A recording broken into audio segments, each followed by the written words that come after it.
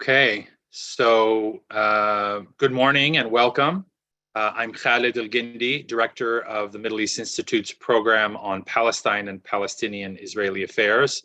And I'm very pleased to be moderating today's event called The Growing Specter of Israeli Settler Violence and Extremism. Israeli settler violence and even terrorism, of course, is not by any stretch new, though in recent years we have seen a major spike in both the frequency and the severity of violent attacks on Palestinians in the occupied territories. Just a few weeks ago, we saw hundreds of Israeli settlers descend on the Palestinian village of Hawara in the northern West Bank, where they rampaged through the village, torching dozens of homes, shops, cars, and even killed one Palestinian. In 2014, many folks may remember in the village of Duma, not far from Hawara in the northern West Bank, a group of extremist Jewish settlers set fire to the home of the Dawebsha family, killing 18-month-old Ali Dawebsha and both of his parents. That murder, that set of killings actually set off a chain reaction of events that eventually led to a 55-day war in the Gaza Strip that killed more than 2,300 Palestinians and 72 Israelis. Such high-profile attacks often spark international outrage. The more mundane and routine acts of daily on Palestinians, attacks on farmers, the burning of crops, harassment of school children, preventing Palestinians from accessing certain roads or getting to their land, go largely unnoticed. Today, we're going to look at all aspects of the phenomenon of settler violence, what motivates it, who the perpetrators are, their relationships to the Israeli government, and even their support networks here in the United States. So to help us better understand the issue, we've assembled a really stellar panel of experts. I'll introduce them here briefly, but you can see their full bios on the event page. So first we have Ahmed Abu Foul, who's joining us from The Hague.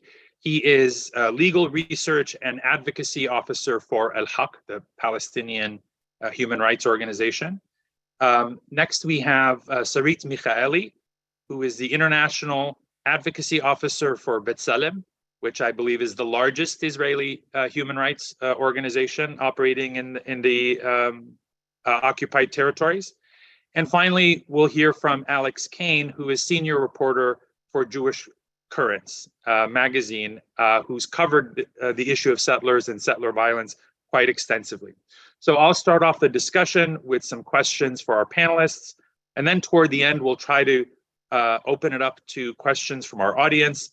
Please submit your questions via the Q&A box at the bottom of your Zoom screen, and I'll try to work in as many of those questions as we can into the discussion. So with that, let's go ahead and get started. Ahmed, I want to put this first question to you as a kind of scene setter. Give us an overview of the situation on the ground with regard to Israeli settler violence. How big is the problem? What kinds of attacks are we seeing? What are the motivations behind these attacks? And how do they affect Palestinian communities? And if you could give us some real life examples. Thank you, Khalid, and thank you for the Middle East Institute for this kind invitation on this important topic. It's a privilege to be with my colleagues, the speakers in this event. Well, in order to answer this question properly, one has to situate the state-sanctioned settlers' violence in the wider context of Israel's settler colonial and apartheid regime, as it is inseparable and a main feature of Israel's settler colonial settlements enterprise and the regime associated with it. Settlers and their violence terrorizing the Palestinian indigenous population is not a casual or accidental phenomenon. Rather, it is part and parcel of Israel's racist settler colonial exclusivist, exceptionalist and expansionist ideology, Zionism. As Faiz Sayegh puts it in one of his articles published in 1965, the colonization for Zionism was the instrument of a nation building, not the byproduct of an already fulfilled nationalism. So, if you don't want to take the words of Faisal for it, perhaps listen to what David Ben Gurion had to say, the chairman of the Jewish Agency in 1935, and later became the first prime minister of Israel, who once said, Zionists must expel Arabs and take their place. And if we, Zionists, have to use force to guarantee our own right to settle in those places, then we have force at our disposal. Therefore, to answer this question, allow me to briefly provide some historical background about Israel's settler-colonial and apartheid regime. The Zionist ethnic cleansing and forcible transfer of the indigenous Palestinians in 1948 displaced over 85% of the Palestinian population from the territory that would become later the State of Israel. Israel was then established on 77% of the land of Palestine. The Zionist leadership proceeded with installing a regime to legalize and legitimize the denial of the Palestinian refugees to return to their land, and further to dispossess the Palestinians and ensure demographic domination, institutionalized through its discriminatory and apartheid laws. So since 1948, Israel established a regime of racial domination and oppression over the Palestinian people, primarily in two main domains, nationality and land. And now, considering the topic, we will focus on the land part. So Israel has strategically fragmented the Palestinian people into at least 4 separate geographical, legal, political, and administrative domains as a tool to impose and maintain its apartheid regime. And those 4 categories are first, the Palestinians who live in Israel, Palestinians with Israeli citizenship who live as second or even third class citizens, Palestinians of Jerusalem who live with a precarious residency status that can be revoked at any time on allegations of a breach of allegiance, as preposterous as this may sound. The occupying power wants the occupied population to be allegiant to it.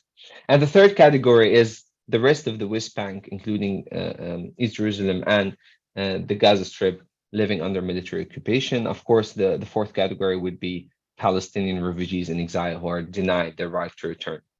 So this strategic fragmentation ensures that the Palestinians cannot meet, group, live together, or exercise any form of collective rights, particularly the right to self-determination and permanent sovereignty, especially on natural resources. While, of course, Israel apartheid is ensuring unrestricted access to its population, settlers, and complicit cooperations. So since 1967 and the occupation of the West Bank and the Gaza Strip, including East Jerusalem, Israel has operationalized its apartheid regime in the occupied West Bank by imposing its military rule and expanding its settler colonial enterprise. The first Israeli settlement in the occupied Palestinian territory, Kfar Zone, was established only a few months after the beginning of the occupation in 1967, which gives the indication that at the outset, this occupation was colonial in its very nature and ambition. So through the entrenchment of settler colonialism, Israel denies the Palestinians their permanent sovereignty, as I said, over their natural resources. And then you have these settlers who live in Palestinian land and enjoy a comprehensive facilitation and protection provided by the Israeli occupying forces to allow them to colonize Palestinian land. And worth mentioning that this act of transferring population to the occupied territory amounts and by itself to a war crime by the rules of the Roman Statute of the ICC. So most settlers carry out heavy machinery arms openly, assault Palestinians, terrorizing Palestinian communities daily, preventing them from accessing their land, farms, with the protection and the prevailing impunity they enjoy. In closing, perhaps one must not forget that the establishment of Israel, of Israel's apartheid regime, was the culmination of a settler colonial project, but not its end. That's why the creation of a coercive environment through the domination and oppression of Palestinians continue until this very day. And that's exactly the purpose that these settlers serve. So the purpose is to create such coercive environment where the Palestinians are induced to leave this. From Ariel Sharon, who once said, "You don't simply bundle people into trucks and drive them away. I prefer to advocate for a positive policy to create, in effect, a condition that, in a positive way, will induce people to leave." And that's exactly why Israel allows and protects such settlers to continue of Israel's occupying forces and full impunity for their crimes. I'll stop there. Thank you. Yeah, thank you, Ahmed. There's a lot to unpack there. Sarit, I'd like to come to you next, and maybe you could help flesh out the picture that Ahmed began painting for us. What can we discern? Talk a little bit about the past few months since this new Israeli government came in, as well as in recent years. Has there been an uptick? What do you attribute it to? We heard a little bit from Ahmed about motivations for these kinds of attacks. And what is the ideology that animates this kind of behavior? And if you could give us settlements that are more violent than others, and the relationship between the violence and the settlement project more broadly. I know there's a lot there, but give us your sort of general sense. Oh no,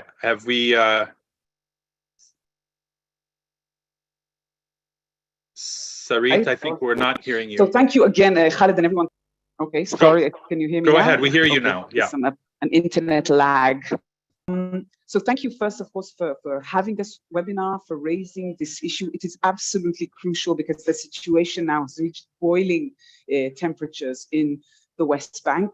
We've been talking about this for a long time, but honestly, it feels like there has been a quantum leap recently in settler violence. There are ongoing daily attacks throughout the West Bank. People are reporting them, and they are extremely effective, unfortunately, because recently an entire Palestinian community called Al Samia was actually forced to leave their home, their land on which they lived for about 40 years, due to repeated ongoing settler attacks that were perpetrated under the watchful eye of the Israeli authorities. So clearly, this situation is it's really crucial to discuss it right now, and it's urgent. Now, in terms of all of your questions, I think it is absolutely clear that the very racist Jewish supremacist element within the population, and we're talking about some, not the entire settler population, right? We're talking about the more ideologically driven segments, are certainly feeling like they got a green light from this government. I think that's clear, and Palestinians on the ground that we take testimonies from, that our field researchers, our volunteers absolutely notice this. However, it's important to clarified that the entire picture that we're talking about is not a result of policies adopted by this new Israeli government, right? The government of, I think, the most right-wing government of Jewish supremacists we've ever had in our history. Settler violence and the impunity that Israeli settlers enjoy when they attack Palestinians or their property is a long-term phenomenon of the settlement enterprise, of the occupation of Israel's apartheid regime. And this is very important to remember, because it explains why these attacks and this picture of violence has been ongoing for many years, right? It's not just about the most extremist element. Those are the visible signs of this. But ultimately, settler violence is a very effective, useful strategic tool that is used by Israel as a major informal tool for land takeovers throughout the West Bank. And that's been the case in the previous government, in our so-called change government, and certainly in any other Israeli government since the beginning of the occupation. So why now? Why is it so extreme right now? And there are many reasons, and I don't want to get into every single analysis, but I would say there's a motive, there's an option, and there's no accountability, right? Settler violence is incentivized on an ongoing basis by the Israeli authorities because settlers managed to take over land through terrorizing Palestinians into abandoning these areas. It's never disincentivized because you're never going to stand trial, or very rarely are you going to actually pay any price for this violent conduct. So clearly, with this very ideologically motivated action, when you actually stand to gain quite a lot through removing Palestinians, expelling them from land, and you're not at risk at all, there's no accountability, and essentially this lack of accountability is a policy, right? It's very clearly a policy. Why wouldn't this expand and happen? And then the other issue that I want to highlight, and again, there are many other factors contributing to this, is that there is a plethora, there's a growth in those so-called farm or herding outposts that have been established over the last few years, about 50 of them since 2017, throughout the rural areas of the West Bank, where previously there wasn't that much interface between Israeli settlers and Palestinian herding communities. And the modus operandi of these farm outposts is, their business model is basically establishing a position and then starting to patrol the area and threaten and attack and terrorize their Palestinian neighbors in order to remove them. So clearly these things are expanding. These farms were just not in existence in recent years. I think all of these factors, plus the fact that there are just many, many more new young settlers who are young Israeli settlers living in these areas, growing up, their reality is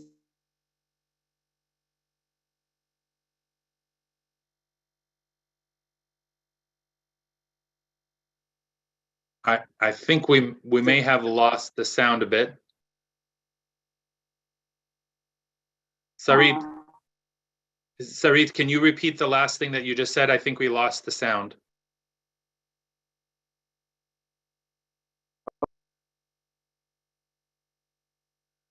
Can you hear me now? Yes. No, apparently. Yes. Yeah, can you hear me now? So I apologize. So maybe I'll just finish. Now we've lost you again.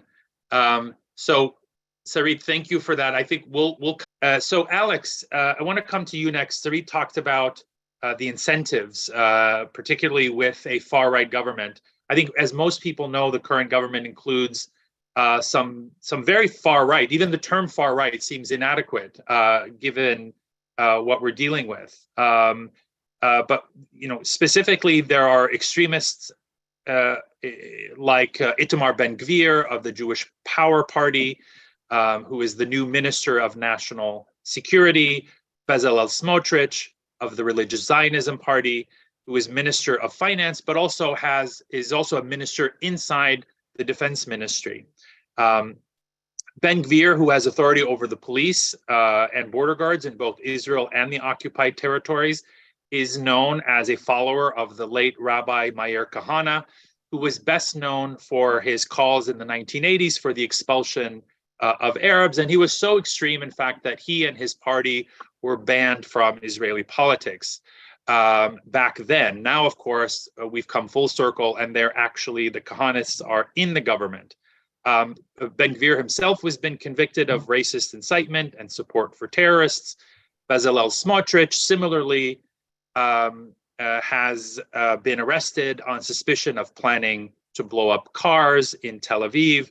And most recently, he called for wiping out the village of Hawara that was the target of the pogrom, as many people called it, just a few weeks ago. So what does it mean to have these people like this in positions of authority over Palestinian lives? Thanks, Khaled, and thanks, Sarit and Ahmed. Happy to join you all. So really, I think in general represents the quite stunning rise of a movement that was once relegated to the fringes. As you noted, Khaled, the Israeli Knesset banned Koch and Kahana a sort of offshoot of the Kahanist movement. This ban followed a 1994 massacre by a follower of Kahana, Baruch Goldstein, and went to Israel and massacred 29 Palestinian worshippers in 1994 in an infamous terrorist attack at the Ibrahimi Mosque in Hebron, in the southern West Bank. And following that, the Knesset tried to excise this movement as a force in Israeli society. They banned their parties, and at the time, Kahana was a member of Knesset at one time, but there was really, I believe, just one Knesset seat that his party had that he occupied. The State Department in the United States followed suit in 1997, declaring Koch and Kahana as foreign terrorist organizations, which meant that the United States could criminally punish anybody in the U.S. who supports these movements. And so that was where we were at in the sort of 90s. Of course, that has now really changed, and I'm not going to be able to get into like all of the processes that have led to this change. But what Ben-Gvir, in particular, who was a follower of Kahana, represents is an increasingly popular, populist, illiberal, anti-Palestinian movement that has now risen to the heights of influence within the Israeli government. He is not the prime minister, of course, that is Netanyahu, but Netanyahu, in order to attain power with a core, formed alliances with Ben-Gvir and Smotrich, as you said. So, I think the extreme positions that Ben-Gvir espouses, include the expulsion of what he says disloyal Palestinians. So he has tried to distinguish himself from Kahana. Kahana has said expel everybody from the land. Ben-Gvir now he says, I only want to expel disloyal Palestinians. But of course, I think it's clear what he really means, which is the vast majority of the Palestinian population, who of course are not loyal to the state of Israel. He also espouses positions such as, we should shoot to kill any Palestinian throwing stones. Now this guy is in charge of the police. Ben-Gvir himself lives in Kiryat Arba, which is a sort of bastion of Kahanist extremism. Smotrich lives in Ketumim. Smotrich is not strictly a Kahanist, but he shares Ben-Gvir's sort of calls for expelling Palestinians. So, I think that this is a really sort of stunning and dangerous rise of a movement. And Ben-Gvir, of course, exploits the fear of many Israeli Jews who were sort of shaken by the events of May 2021, when there were both within Israel, within cities where Israeli Jews and Palestinians live in the same city, there were sort of this mob violence that arose as Israel was bombing Gaza and into East Jerusalem for the benefit of settlers. A lot of Israeli Jews were shaken by that, and Ben-Gvir, he doesn't represent a majority of Israeli society, but he represents a sizable chunk enough that he won, that his alliance with Smotrich won. I believe it was 14 Knesset seats, and enough to form an alliance with Netanyahu, and now they are in power. Thanks, Alex. Ahmed, I'd like to come back to you. You mentioned the issue of impunity for these kinds of violent attacks on Palestinians. How do Israeli authorities respond in terms of the army, the police, the courts? If you could give us some examples of a typical case, just to flesh out the picture for us a little bit. Sure. Well, as Alex said, these settlers are not only in the government, in the decision making in Israel, but some of them sit as judges in the Israeli court and decide the fate of the Palestinians, decide the fate of some settlements. So as I mentioned, this is a state-sanctioned violence. The authorities allow it and even instruct the Israeli occupation forces to protect these settlers who carry out these attacks, even when the Israeli authorities tries to restrict to a certain extent some of the hostilities against the Palestinians or some of these settler activities. These settlers, in retaliation, perpetuate a so-called price tag policy. And these price tag attacks are usually carried against Palestinians and their property, quote unquote, in response to the restrictions imposed or being considered by the Israeli authorities. So in a way, even when there's a certain action, the reaction would be against the Palestinians themselves. And this is not a different equation from the toppest level in Israeli politics. Whenever they're let's say in a bad situation, the only escape for Israeli politicians is to launch war in Gaza. The past years have shown us this. So the victimization and the oppression of the Palestinians is often the solution for Israelis, and it seems to be what is working in Israeli politics. Well, back to this price tag policy. The aim of this policy and these attacks is usually to prevent the Israeli authorities and to put pressure on the Israeli authorities from adopting any restrictive measures by threatening them with potential counterattacks against Palestinians and in some cases against Israeli soldiers too, as put by one of the settlers from the Yitzhar settlements. And he mentioned, and this was mentioned in one of our reports, the Israeli authorities should learn not to mess with us.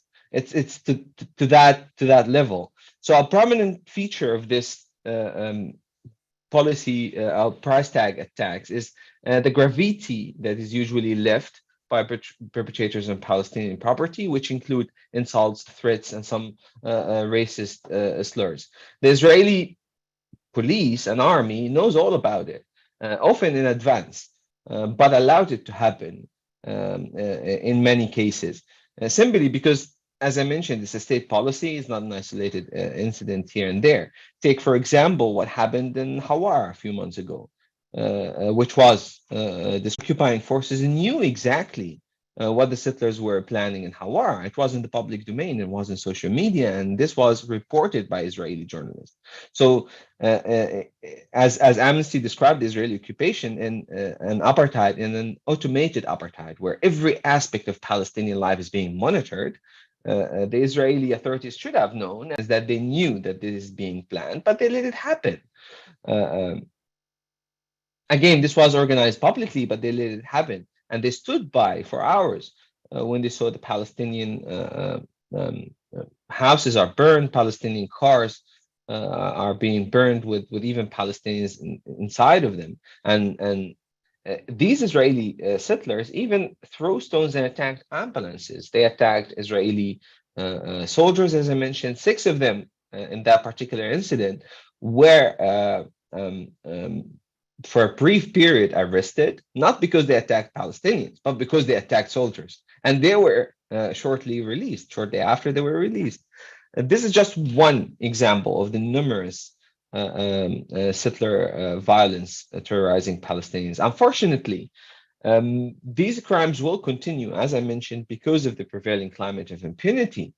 Until there is meaningful international accountability for such heinous crimes, not only for those who commit these acts, not only the settlers themselves, but also for Israeli officials who allow, facilitate, and even encourage such attacks against the Palestinians.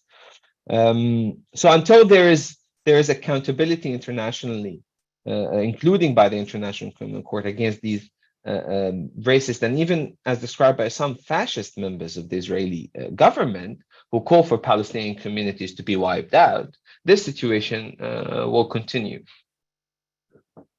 Thanks, Ahmed. Sarit, I want to come back to you and ask you about your take on the role of Israeli authorities with regard to settler violence. Your organization, B'Tselem, has said that settler violence is state violence. What did you mean by that? Are there specific? Are we seeing, for example, the infiltration in various government places, like Ahmed mentioned, the courts, Are we seeing extremists kind of infiltrating the army in certain battalions, or in obviously in high politics inside the government itself, but are we seeing it at an operational level in other various aspects of the government? So thank you, and hopefully my connection will be better now. It will hear me, so apologies for this. I think the best way to look at the complex connection between the Israeli army and the Israeli authorities and the settlers is not as if they are two separate bodies. It's much, I think, more useful to look at them as different facets of the same policy. That's not to say the settler movement and the Israeli authorities are always totally aligned. There are internal contradictions, but ultimately there was a very nice recent quote by the head of the Samaria Brigade talking about the settlers of the army. In Hebrew, he said, "Hatzava ve'hamitnachalim chadhem." The army and the settlers are one. And I think it is really, really important to remember this. And again, everything I say is not only about this government that we have now of Smotrich and Ben Gvir. We are talking about long-term history, and we're talking about policies that have been applied by politicians of all Israeli varieties and very long term. I would want to say a couple of things about this issue. I would say the first thing is very clearly that how you see the links between Israeli settlement expansion and the Israeli authorities is through the military escort that all of these so-called unlawful outposts, illegal even under Israeli law, receive, right? I mean, they're lawbreakers even under Israel's terms, yet they still receive an immediate military accompaniment in all of these areas. I'm talking both about current recent outposts and also long-term existing outposts that are also illegal under Israeli law. They also get all the services. I think the key smoking gun here is the funding issue, is following the money, and how much does it cost to establish a herd of sheep or cows, to build a few structures, to level the land, to build a small dairy farm, or take over an olive grove. I mean, those projects are not cheap, they're not free. And the thought that some young guy and his wife can suddenly muster up a few, million shekels in order to build these and get all of the heavy equipment to do this, and then bring like this whole infrastructure for herding or for agriculture, just at their own expense, is absurd. Clearly, those things are funded by external groups. The main one we know is Amanah, is the settlement branch of the Yesha Council, but much of the money provided even by Amanah and certainly by other bodies is Israeli taxpayer money. Amanah receives some money from the Israeli authorities. Certainly the settlement regional councils in the West Bank that fund a lot of this work receive governmental budgets. And then pretty much every Israeli government ministry will find a way to siphon off, to funnel money to these outposts and to these projects in outposts. And often this is done in a way that circumvents the Israeli government or Israel's own freedom of information legislation. So it's very hard to follow all of this. But certainly there is like extensive governmental funding for all of these projects. As I said, these outposts serve as base camp for violent attacks against Palestinians. So this is one issue. But then I suddenly, let's be honest here and let's face facts. I think that for many years, there was this attempt to present Israeli military and Israeli law enforcement actions vis-a-vis these settler attacks as if they're trying their best, they're doing what they can. That is something that we should put behind us, because it's finally time to accept the very basic fact, which is that our national project, as Israelis, our national project of taking over Palestinian land in the West Bank is shared not just by the very extreme right wing. It's a very popular and very effective and also very beneficial project for many Israelis and from many Israeli political perspectives. This is essentially what we are talking about at B'Tselem when we're talking about the apartheid regime. And therefore, I think that the pretense that an occupying power that has an interest, a vested interest in stealing the land of the occupied people and has pretty much free reign in much of this land will somehow, out of the goodness of their intentions, actually enforce the law in a reasonable, equitable way on violent members that are ideologically motivated of the occupying power. I think it's an absurd position to start with. And the years through which this could have been reasonable, when there was this notion of a temporary situation in the West Bank during which there needs to be equal and equitable law enforcement and protection for Palestinians, this is also a long gone notion, because we know now that the long-term intentions of Israel is to continue to perpetuate this control. And I think for us, really, this is the key issue. There is no possible option to maintain protection for Palestinians under these conditions when the only relevant bodies throughout about 60% of the West Bank, which is Area C, and then also in Area B, the only relevant bodies that can protect Palestinians are Israeli soldiers, police officers, etc. So that's, I think, the bottom line. This duplicitous kind of like nod and a wink approach that was recorded in the, for example, in the 2005 report on Outposts, the Talia Sasson report, that's kind of old hat. I think in a way, if there's one horrific, terrible silver lining in this new government, it's at the very least its willingness to come clean, to say things openly. That's not to say that these things are dealt with, right? They're not addressed internationally. Unfortunately, there is no accountability currently for these decisions. But at the very least, they're saying the quiet part out loud. They're saying things like there should be no law enforcement. We should wipe out Hawara. I mean, this is absolutely a shocking statement. The Israeli government is currently openly disobeying the legal advice of its own legal advisor regarding Chomesh, the construction of the settlement in Chomesh. So, things have become so far gone, and it's time for an international response to this. Thanks, Sarit. Alex, I want to come to you and ask you about the U.S. role, which is something that you've written about fairly extensively. As you mentioned earlier, two Jewish extremist groups, the Kahanist groups, Kach and Kahanachai, were both designated by the State Department as foreign terrorist organizations on the same list as Al-Qaeda and Hamas and Hezbollah and others. However, I think a lot of people might have missed this news. In May of 2022, the State Department announced that it was officially removing Kach and Kahanachai from the FTO list, the Foreign Terrorist Organization list, ostensibly because the groups were defunct or no longer active, which is interesting timing given that only a few months later, these groups were actually elected and became part of the government. What's odd also is that while they were removed from the State Department terrorist list, they remain on the Treasury Department's list of specially designated terrorists. And so they're terrorist enough to be on the Treasury list, but not terrorist enough to be on the State Department's list. So what do you make of this decision, the timing? How significant is it now that we have actual Kahanists in the government? Yeah. I think that the timing was unfortunate. I mean, I think I do want to be clear. I don't think the Biden administration is clearly very uncomfortable with this new Israeli government.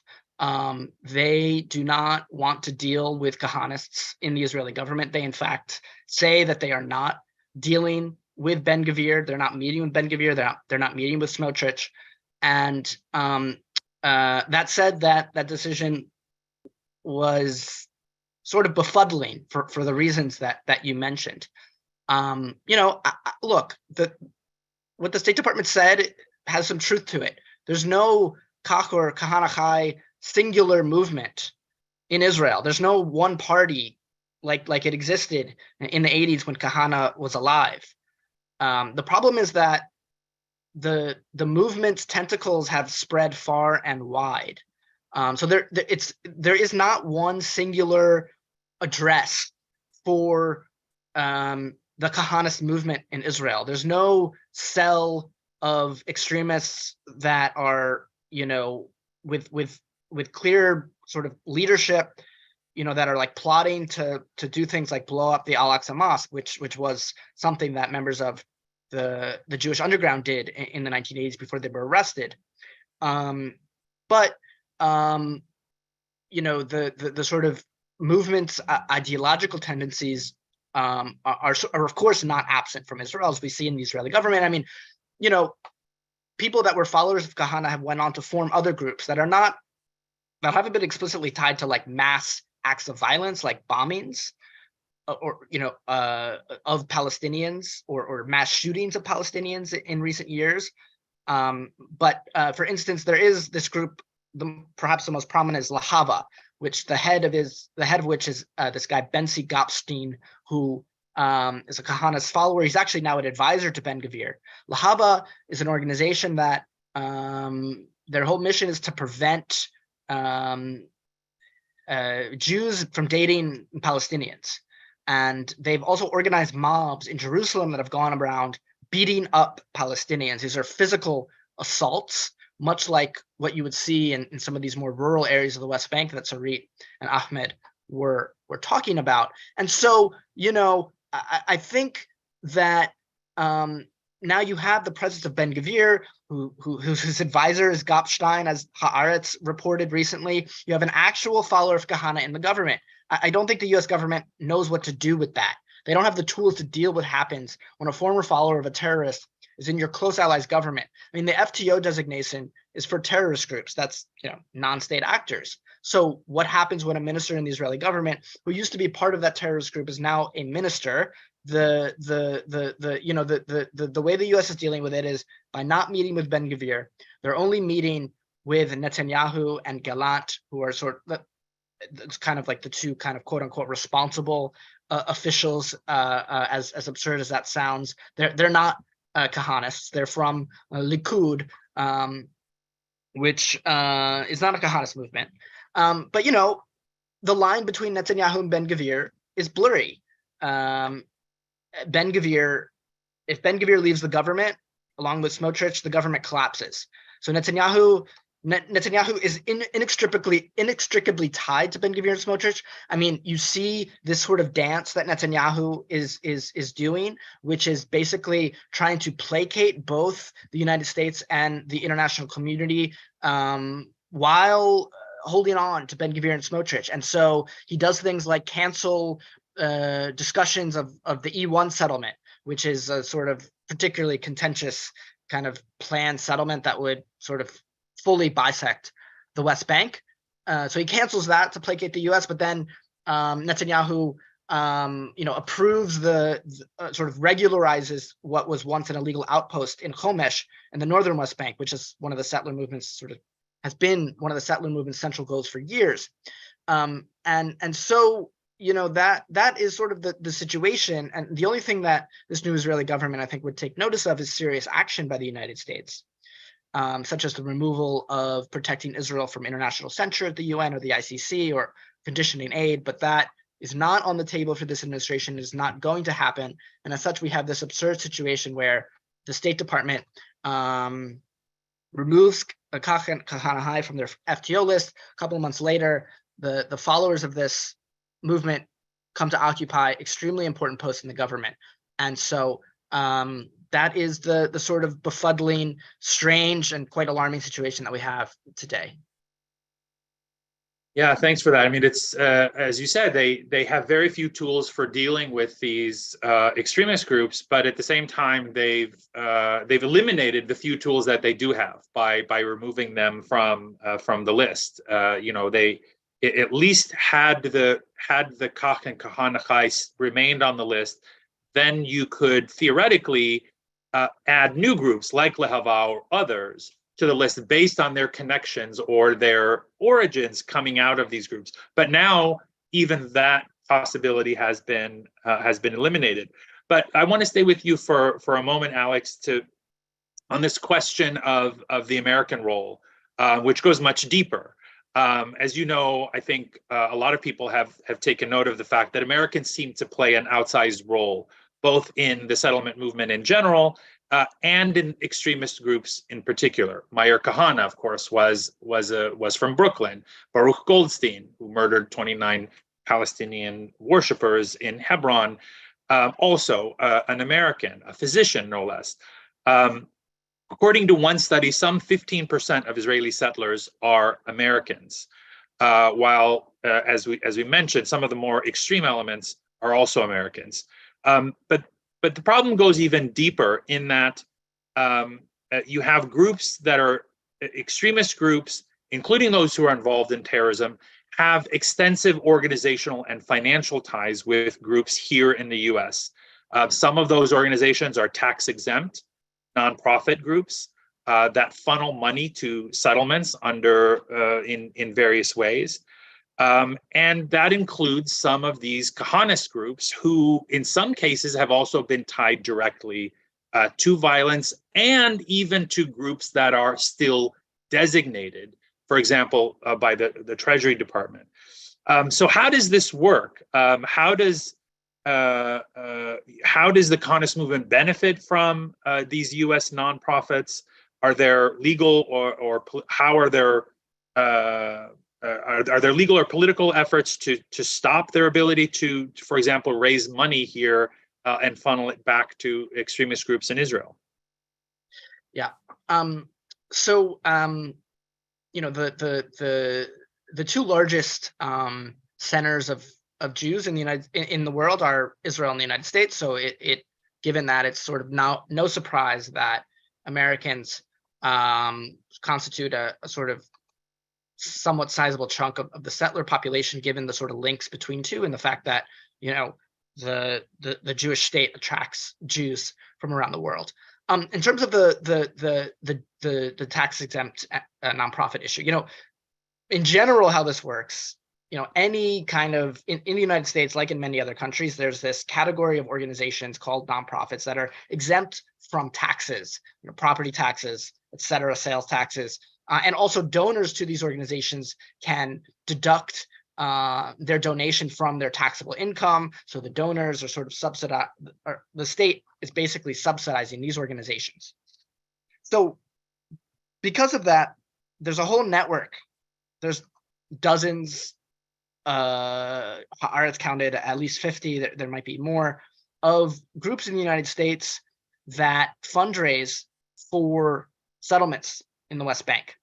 That means that donors in the United States, these are mostly from sort of Orthodox Jewish communities who see the West Bank settlement project as sort of a core ideal of their kind of political and religious ideology. They can raise tax-exempt funds and they then send them over to the West Bank.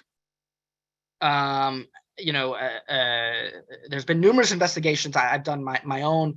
The most comprehensive was a 2015 Haaretz investigation by Uri Blau, who found that in 2009 and 2013 alone, U.S. donors collectively gave over $220 million to West Bank settlements. You know, settlements, of course, as Sarit mentioned, are fully a project of the Israeli state, but U.S. donors give them even more support, helping to pay from everything from air conditioners to religious schools to security equipment. In 2017, I wrote about and investigated the One Israel Fund, which is a Long Island-based organization.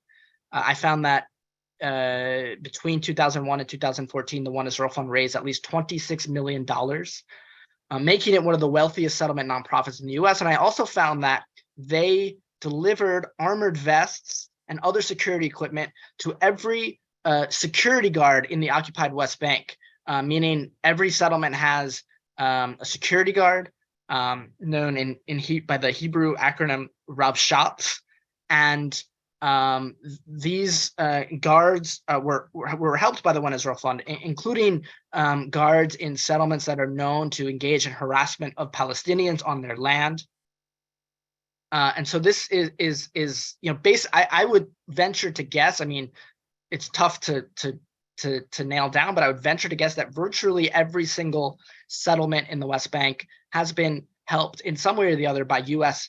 donors. Some settlements had particular American friends of organizations, most famously David Friedman, Trump's former ambassador to Israel, ran before he was the ambassador, the American Friends of Beit El, which raises a lot of money for the settlement of Beit El, which is a settlement near Ramallah. And there are other such examples like that. I mean, a lot of sort of particularly donors to the Republican Party are also sort of donors to settlements. The Adelson family, for instance, is a prominent donor to Ariel, particularly Ariel University, which is one of the largest, if not the largest, settlement in the West Bank.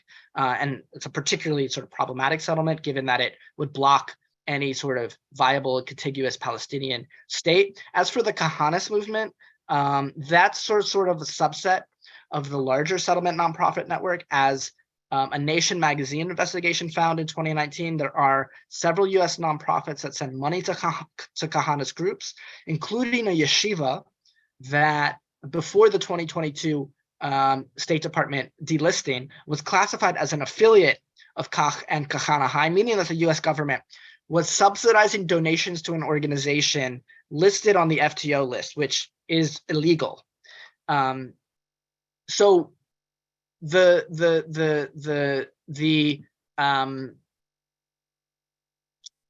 sort of sad part or troubling part, I guess, is that there has not been political action to really to take action against these groups. You know, I mean, you know, some lawyers have filed lawsuits.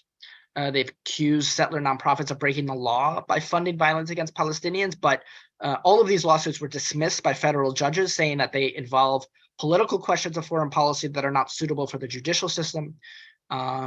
In 2010, interestingly, as Peter Beinart in Jewish Currents reported, Hillary Clinton reportedly told Netanyahu that the U.S. would ban its citizens from funding settlements if Israel did not seriously engage in talks with the Palestinian Authority. This was at a time when the Obama administration was pushing for direct negotiations between Israel and the PA, although Clinton did not follow through in the threat, and of course the occupation continues. In 2021, a number of progressive Democrats asked the U.S. Department of the Treasury to investigate whether these organizations are properly classified as nonprofits, given their involvement in activity that is illegal under international law and linked to land theft and violence targeting Palestinians. So far, that effort has not borne fruit. Interestingly, there was a quite innovative effort that has just gotten away in New York recently. In May, Democratic Assembly member, this is a state Assembly member, Zohran Mamdani, introduced legislation that would prevent U.S. charities registered in New York from sending funds to Israeli settlements in the occupied West Bank.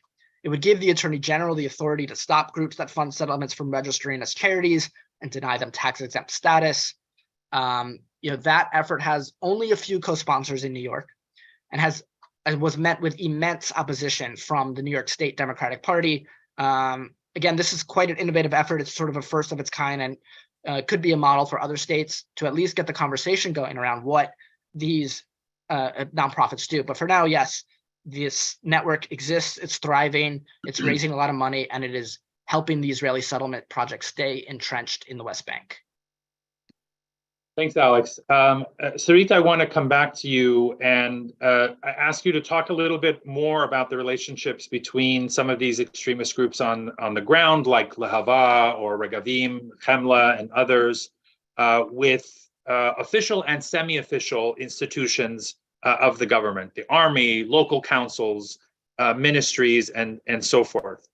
At one point, the former defense minister Moshe Ya'alon tried to get the group Lahava designated as a terrorist organization, but was unsuccessful. Is that because of structural issues, because there's so much blurring of the line between the extremist groups and elements in government, or is it just a matter of political will? I think it's about politics, and let's talk about the current reality. There is simply no way that this could be a realistic prospect in today's Israel under this current government.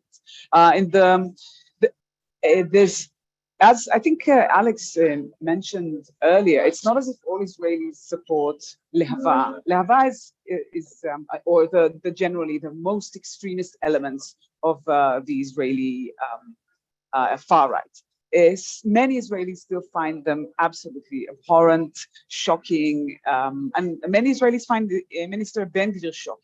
The problem is that the political situation currently makes it totally impossible for Netanyahu to go in any other way, and Netanyahu clearly does not want that either. I mean, certainly he's ultimately responsible for this state of affairs. But I think that there's also like a deeper issue, which is that it's always been very difficult to get a large picture or like a consistent picture of law enforcement in these situations. In some cases, the most famous one is the killing of Muhammad Abder in Jerusalem. Israel arrested and prosecuted those responsible. In the Dawabshe case, the Israeli security agency actually arrested suspects, subjected them to what is commonly referred to as torture when it's applied to Palestinians, and got them to confess and got an ultimate conviction. In the past, I think in cases that was so extreme and shocking that led to this kind of level of outrage, there was some court process that ultimately ended up punishing individuals, certainly not in a collective manner. And I think the point is that often the big picture was a picture of leniency and lack of any form of accountability for almost any other offense other than those very, very serious terror acts of killing Palestinians, or what we saw in Jerusalem with up there. So, and that was when, so the like the benchmark for actually intervening for the Israeli authorities and especially the Israeli security agency was super high. In terms of the situation now on the ground, I have to confess that I do not view myself as an expert into the specifics of the ongoing groupings, but I would say this. I think we're so far gone now in terms of the numbers, the sheer numbers of young Israeli settlers who are present on the ground, the sheer capacity that they have to move around, to live in these outposts, and also the level of funding they have, the level of infrastructure that they have, makes it almost absurd to even expect any form of law enforcement. I would say I wouldn't, if I have to characterize somehow, there's the youth that are present in the West Bank are slightly different than the youth who are perpetrating attacks in East Jerusalem, for example. I mean, the Lehava model is actually much more prevalent in East Jerusalem. There's also a very interesting kind of combination of young ultra-Orthodox youth, Jewish youth in East Jerusalem who are also joining these attacks. You don't really see them throughout the West Bank. But ultimately, and of course there are also Americans, but I think the problem is now that we have 600,000 Israeli settlers living in the West Bank. The numbers are vast, they're expanding. The Israeli authorities are funding generously these activities, and settler violence is extremely effective. And occasionally, as I wanted to mention earlier, I'm not sure this came across because of the sound issues, sometimes these attacks are in response to Palestinian attacks. At other times, so they are revenge attacks. At other times, they are themselves attacks that are aiming at destabilizing a certain area to create a lot of tension and friction in order to then perpetrate additional attacks, right? So to provoke Palestinians to act, to protest, for example, against an outpost in order to then be able to move in with more violence. So the logic is extremely violent. And I think today, even if there was a concerted governmental decision to end this, which of course is just simply not the case, right? The government is now comprised of the people who founded, for example, Regavim, right, the Israeli organization that uses legal tools in order to demolish Palestinian homes in the West Bank, was founded by Bezalel Smotrich, who is now the supreme ruler of the West Bank in anything related to civilian matters. So clearly there is no interest, there's a totally blatant policy of no enforcement. But even if there was an attempt, and occasionally, as I said, this northern wing approach leads the army to pretend to enforce the law, then, for example, among the soldier population that is policing the West Bank, there is also a very massive, massive support for these policies and for what these settlers are doing. So I end here. Thank you, Sarit.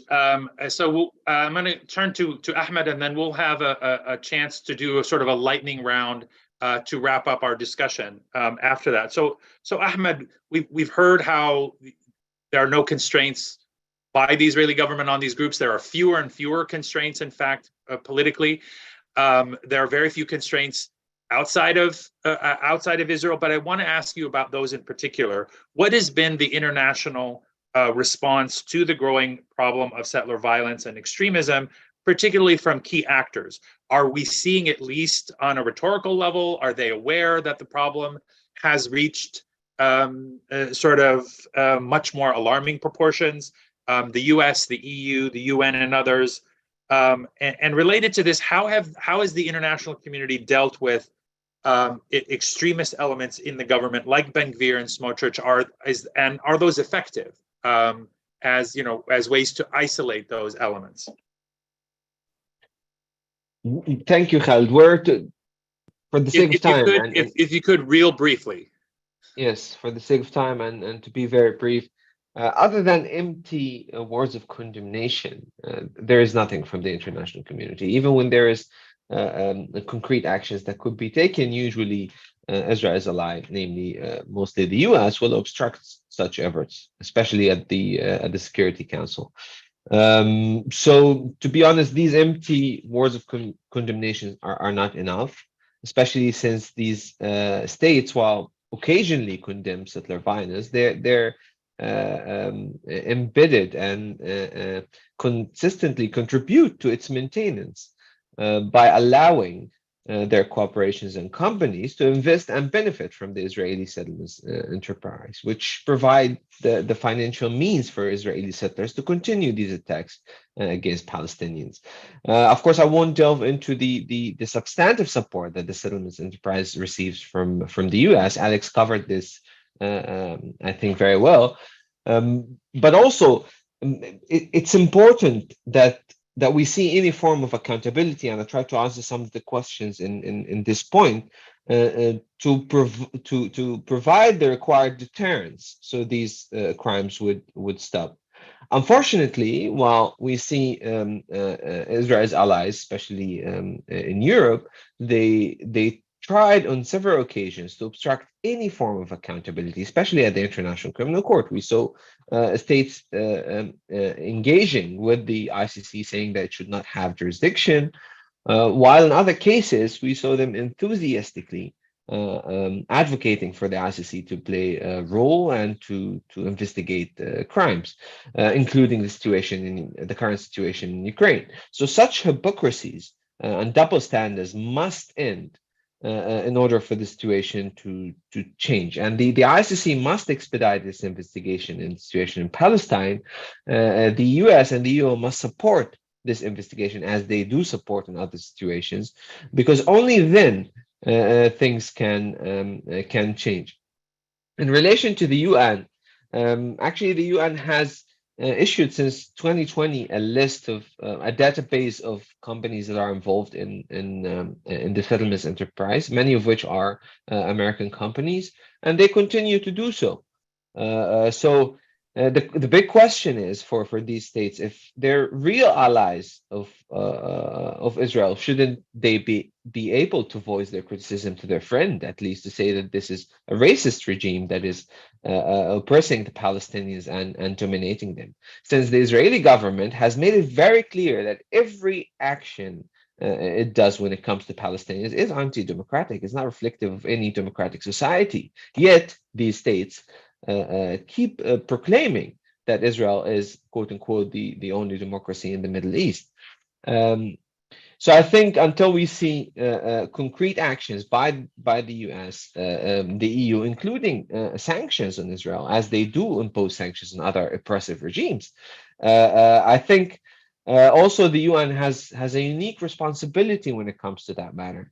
The settlements enterprise is a main feature of Israel's apartheid regime, and the UN Special Committee Against Apartheid was crucial, including its Center Against Apartheid, was crucial to ending apartheid in South Africa and to monitoring the complicit businesses in such apartheid activities, should be reconstituted. So I think the UN should reconstitute the Special Committee on Apartheid, perhaps with a universal mandate to look at all situations around the world, because no people should live under domination of another, and apartheid has no place in our world. I see you flashing, Khaled, so I'll stop there. No. Thank you, Ahmed. I know we could go on for at least another hour or so, but in our last few minutes, I want to ask each of you in just 2 minutes to make any final points that you would like to make. But also, I'm going to put a specific question to you each. But again, if you could be as brief as possible. For you, Sarit, we see these ongoing protests in Israel against the current government and its assault on the judiciary and other institutions. Where does this issue fit in within the Israeli protest movement, if at all? And what would be, if you could sort of leave us with some parting advice, what would be your message to the Israeli public on what needs to happen from Israelis or Israeli political forces to confront the problems of Israeli settlements and settlement violence? Wow. Okay, I'll try and be extremely telegraphic. First of all, I think once we acknowledge, to sum up, that settler violence is not the crazed actions of these insane individuals, that it is a strategic tool to take over land, and that it's not about individual criminality, then you understand the relevant way to address it is through addressing the decision makers. So certainly Israeli policymakers who are responsible for establishing these policies, for funding settlements, should face consequences. And also, when the international community are calling, are denouncing these settler attacks, they should make it clear that they're not just calling for, perpetrators to be held accountable, right? Because we're no longer there in that place where that is going to be a relevant way to stop this. Secondly, in terms of the intra-Israeli thing, I think many Israelis are still shocked, as I said, by these very extreme manifestations of violence. I don't want to be too cynical about this. And Israelis are doing some things. There are dozens of Israelis who do protective presence every week, and some people every day throughout the West Bank. Hundreds of Israelis sometimes protested, for example, after the Hawara pogrom, and were actually dispersed by the Israeli army with tear gas and violence. There are Israelis who care about this issue. They join activities, and they are wonderful. I mean, I personally also join many of these actions, and I think that there is a lot to work with. What we're trying to do is to reach out to the broader pro-democracy, quote unquote. Obviously not going to get into the problematic nature of this issue in this short webinar. Claim that there is a deep link between the two issues, that you know, just on a very basic level, you can't have democracy with occupation. You can't have democracy when we're using extreme violence against Palestinians in this way. So I think our role as Israelis who want actual, true democracy for everyone and rights for every human being living between the river and the sea, it's our obligation to reach out to Israelis who are not focused on the issue. It's not a priority for them. They think primarily about internal Israeli democracy, and explain two things. One is it's a matter of principle to struggle for the rights of all. B, it's also politically useful for you to stand by Palestinians in this moment, to try and broaden our camp and lessen the division among us. So that's a very, very brief description. But again, thank you very much for this opportunity. Yeah, thank you for that, Sarit. Ahmed, I want to come back to you, and I want to ask you about something that hasn't really come up in this entire discussion, and that is the Palestinian leadership. What is or should be really the role of the Palestinian leadership? Obviously, given the many constraints that they have, they can't arrest, for example, Israeli settlers who commit any sort of act. But what should, in your view, the Palestinian leadership be doing? And then, if you'd like to make any closing remarks, both of those in under 2 minutes, please. Yeah, thank you. Well, I think the Palestinian leadership should keep insisting on the realization of the Palestinian rights as a whole, including accountability for these crimes in every international fora. So especially when things are to the extent that there will be a resolution by the United Security Council, by the United Nations Security Council, perhaps the Palestinian leadership would want to reconsider the U.S. promises, because it's often the U.S. that obstruct such resolutions, and after these promises, nothing happens. So perhaps it's time for a change of policy. On closing remarks, what I want to say is that we're in a situation where Israel's apartheid regime allows its settlers to assault Palestinians on a daily basis with the full protection of its army, while at the same time the international community and Israel's allies, they're not really doing anything about that. Similarly, they're not doing anything about Israel criminalizing Palestinian civil society who promote human rights as quote-unquote terrorist organizations. Israel is actually facilitating these extremist attacks on Palestinians and labeling, criminalizing Palestinian human rights organizations as terrorists for their legitimate human rights. And the same position internationally, we don't see any effective actions to hold Israel accountable and persuade it to adopt any measures to stop these attacks. So I think my last words would be accountability is key, and Israel's allies, especially US and the EU, will have to at some point promote the efforts of accountability and allow for accountability to take place, because with the prevailing climate of impunity, things will not change and the Palestinians will not surrender and give up and give their lands. The settler colonial project of Israel has failed since 1948 because the Palestinians' existence in and by itself is resistance, and it continues. And I gladly say Israel will not. Neither Israel, Smotrich, or Ben Gvir or its allies will never manage to wipe the Palestinian people out. Thank you, Ahmed. Alex, coming to you you'll have the last word, and I want to ask specifically about the U.S. again. Many people talk about a shifting discourse in the U.S. or bipartisan consensus that is changing, maybe even collapsing on some level when it comes to Israel and Palestine, and yet we see resistance, even by Democrats and the Democratic Party, to even the most minimal kind of, whether it's accountability or even just to stop the flow of funds going to Israeli settlements, which most Democrats agree is something bad. What would it take, in your view, to see an actual shift in policy and politics, perhaps, from the United States? And what's the most that you think the U.S. can bear? And any parting thoughts that you have as we wrap up in 2 minutes? Yeah.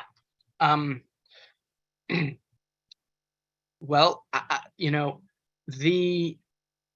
there's a very small group of Democrats who are challenging the current state of the U.S.-Israel relationship, which is basically, here's some military aid, we're going to oppose settlements, at least under the Biden administration and most other administrations, but we're not going to impose any actual action. the political cost is too high. There are a small number of Democrats who are trying to challenge that, but let's be real, it is an extreme minority within the House and the Senate. What will take to change that is basically the slow work of politics. That means trying to make this an issue that people care about in terms of when they're voting, which is admittedly quite difficult given that this isn't as central as the US is to Israel-Palestine. It's not a central issue for the vast majority of Americans. That said, there are plenty of advocacy groups that are trying to link up the cause of Palestine to the broader progressive agenda. The problem is that those who support the US-Israel relationship staying as it is are very influential. They have a lot of money. They're raising more money. They're pouring money into primaries where they see that progressives will, who are challenging the US-Israel consensus. And so this is the sort of situation that we're left with. Again, there's continued efforts to challenge this. The problem is that on the presidential level, which is really, this is where it matters most, you have an administration at the moment that wants nothing to do with taking on this issue. Again, the political cost is too high for them. This is not a priority. They're focused elsewhere. The problem is that leaving things as they are leads to dramatic deteriorations in the status quo for Palestinians. Status quo just changes every day and gets worse. So with that, I think I'm going to leave it on a not so hopeful note. The Biden administration is not going to shift policy as far as I can tell. The choices in the next election are between this administration and a far right Republican administration that supports settlers wholeheartedly. It is a major difference between Biden and Trump and DeSantis on this. So it's not a good situation for U.S. politics in terms of that, but there are some small changes that I've been tracking quite closely, and we'll see where they go from here. Great, thank you for that. And I want to thank all of you, our panelists, Ahmed Abou-Foul, Sarit Michaeli, Alex Kane, for a really rich, excellent discussion. I know I learned a lot. I know there's a lot more to discuss. I would encourage our audience members to check out the resources in the chat box if you haven't already. And thank you all. Apologies if we weren't able to get to your question, but thank you all for your hope to see you at our next event.